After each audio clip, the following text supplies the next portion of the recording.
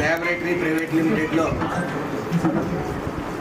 Reactor GLR 325 యొక్క బెలం ద్వారా HCl అనే ద్రవం మరియు ఈ క్లోరోఫామ్ కలిసి అది లీక్ అవటం, నేలపై పడటం, వెంటనే అది శుభ్రపరిచే ప్రక్రియలో కొంతమంది కార్మికులు శ్వాసకోశ పీపీఈ ధరించకుండా సోడా వాష్తో క్లీన్ చేయటం వల్ల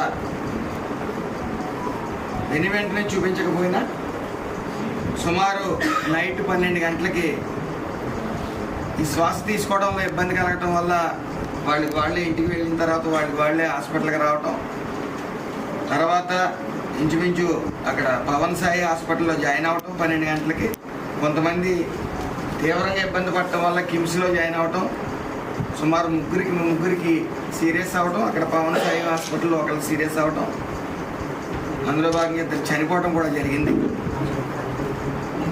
వాళ్ళిద్దరికీ ఎక్స్గ్రేషియా 40 లక్షల రూపాయలు సదరు యాజమాన్యం ఈ కలెక్టర్ గారి చొరవతో, అలాగే స్థానిక ఎమ్మెల్యే గారి చొరవతో 40 లక్షలు ఎక్స్గ్రేషియా అనేది ఇవ్వడం జరిగింది. మిగతా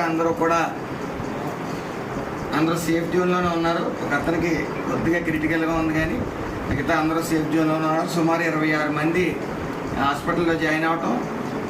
అయితే ముందు ఏదైతే 236 మందికి యాజమాన్యం ఈ స్క్రీనింగ్ టెస్ట్లు అనేవి చేయటం, అందరూ బాగానే ఉన్నారని చెప్పి తమ ఇంటికి పంపడం, సుమారు ఇప్పుడు 20 మంది హాస్పిటల్లో ఉండటం జరిగింది. కొంతమంది డిశ్చార్జ్ చేయడం కూడా జరిగింది.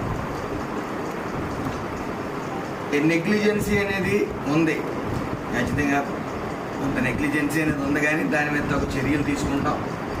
యాజమాన్య స్థానిక ఎమ్మెల్యే గారు వెంటనే స్పందించారు. నిన్న అంతా ఇక్కడే ఉన్నారు, ఈరోజు కూడా ఇక్కడే ఉన్నారు, యాజమాన్యం కూడా ఇక్కడే ఉంది. అలాగే డైరెక్టర్ ఆఫ్ ఫ్యాక్టరీస్ గారు కూడా, ఈ వర్మ గారు కూడా ఇక్కడే ఉండటం జరిగింది. మరి నిన్న ప్రతిపక్షం లేని ప్రతిపక్ష పార్టీ ఏవో మాట్లాడుతూ వచ్చారు. వాళ్ళకి అసలు ఈ యొక్క కార్మిక శాఖ గురించి మాట్లాడే అర్హత అసలు లేనే లేదు. ఎందుకంటే గత 5 సంవత్సరాలు కార్మిక శాఖని గాలిలో వదిలేశారు. సుమారు 256 హై రిస్క్ ఫ్యాక్టరీలు ఉండగా 70 మంది సేఫ్టీ ఆడిటింగ్ గ్రూప్స్ ఉండగా ఒక 3 4 వాళ్ళకి కావాల్సిన వాటికి ఈ థర్డ్ పార్టీ సేఫ్టీ ఆడిటింగ్ వాళ్ళకి ఇవ్వటం, వాళ్ళు తూతూ మంత్రంగా ఈ యొక్క పర్యవేక్షణ చేయటం, ఇప్పుడు వరకు కూడా యాక్సిడెంట్లకి అదే కారణం. మరి మొన్న ఎసెన్షియాలో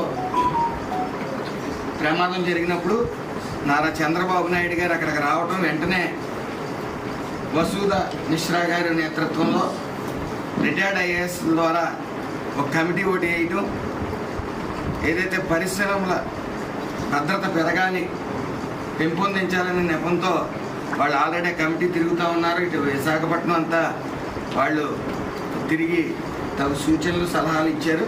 అలాగే చిత్తూరు శ్రీ సిటీ కూడా తిరగటం జరిగింది.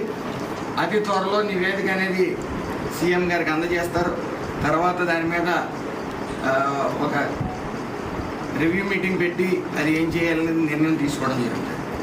అలాగే ముఖ్యంగా అసలు ప్రతిపక్షం వారు నిన్న చేసినట్టు వాళ్ళు నోటుకొచ్చిన